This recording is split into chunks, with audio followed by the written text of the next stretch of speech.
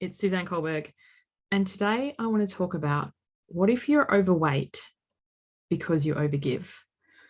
So often when we want to make a change to our weight, like our physical appearance, the first thing that we go is, what do I need to do?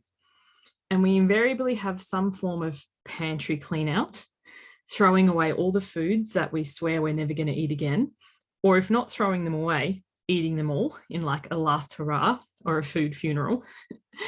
And then we make some form of plan, whether it be joining a diet or printing out or finding something from a magazine or printing out something off the internet or something a friend has told us. We're like, okay, I'm going to follow this plan, this meal plan, this structure, this calorie counting, this kind of thing. And then we shop and buy all the fresh food goodness and fill up the crisper and organize all that. And sometimes after all that shopping, we are so tired that we order pizza because we're like, I'm going to start tomorrow. Might as well make the most of it. And I'm tired after all this shopping. I do say it slightly in jest, but I've totally been there. And we start usually on a Monday, because Monday is the invariable universal day to change our lives.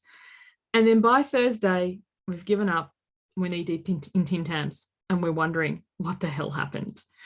And my work, if you want to like read 30 years of this, my memoir, Beginning of Shit, is like every single time I tried this on repeat, every new diet, every new plan, this is going to be the thing, until it wasn't. And what I'd like to propose to you today is, what if you're overweight because you overgive? So instead of focusing on the food, which is the fuel, like if you imagine you were a car, and a car runs best, your vehicle runs best on like 98. I don't know what you call it overseas, but here in Australia, the petrol is like 98. A car will also run on 95 and 91, but it runs best on 98. So we're focusing so much on what we are fueling the body with, the type of fuel that we're having, the food. We're not even looking at the tires. And if you've got a couple of flat tires, you're not going anywhere. And then as soon as you eat something that's not 98, it's like you're slashing the tires and then the car is not moving at all. And so the mindset or the work that I do, or the premise of this overgiving, it's let's have a look at other parts of the vehicle, because changing the food or changing the exercise is like cleaning the windows and changing the fuel, is very little good in the long run if you don't have all your tires on the road.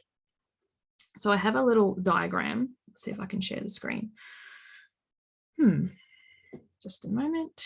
It would help if I open it up. There we go, share screen. So I call this the overgiving cycle.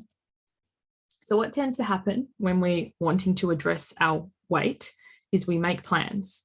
So we could have a meal plan, we could have a workout plan, we could journal. I recently run a journaling masterclass, which was like next level. So we plan to do the thing.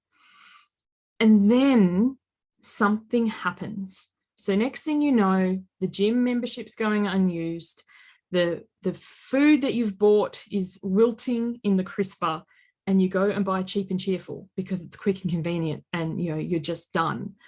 We ditch our plans to take care of others. Could you just do this? Pick up the kids, grab my script, bake this, like, can I pick your brain? And so on and so forth. So we say no to ourselves and yes to everybody else, until eventually we burn out. We feel stressed, we feel depleted, and we have this resentment, whether we're aware of it or not. And then we overconsume. So overconsuming for me is overeating. I'm a foodie, but it could be overconsuming social media. It could be overworking. It could be over shopping. It could be drinking. We overconsume in some way, because eating is a form of receiving. When we've given and given and given and given and given, and we are beyond depleted, eating is a way that we can come back to ourselves, even if just for a moment. Then we feel guilty because of all the overeating. So we make plans again. We're like, oh, it must be the next diet, the next things. We're busy Googling, we're busy looking for, well, it wasn't Weight Watchers, so maybe it's Tony Ferguson. It wasn't Tony Ferguson, so maybe it's Body Trim. It wasn't Body Trim, so maybe it's Fat Camp.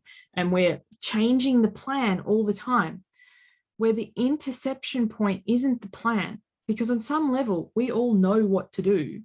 We just don't do it consistently. And the reason is that we can't say no. If someone says, hey, could you do this?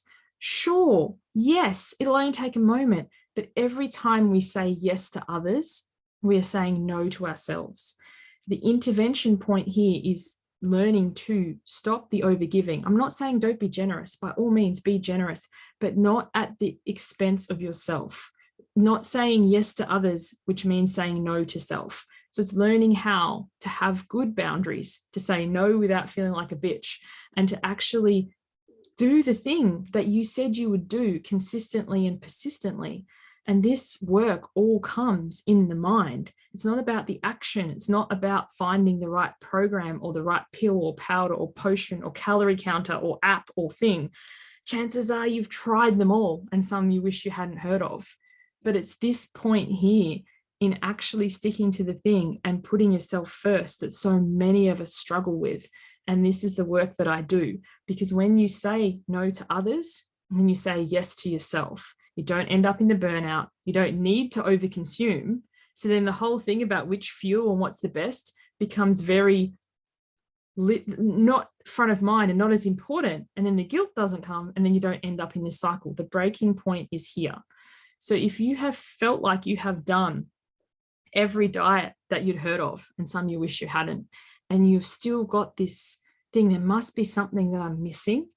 I'd invite you to think the missing piece isn't the diet or the fuel that you are feeding your body, in this case, quite literally, but it's the mindset of how can I stop putting myself last? Like there's a reason they say on the flights, as cliche as it is, fit your own oxygen mask before helping others. How can I say no to others so I continue to say yes to myself? And if this is the work that you need help with, then, look no further, you've come to the right place. I run a program called Why Wait? That's my group program. I also offer one-to-one coaching.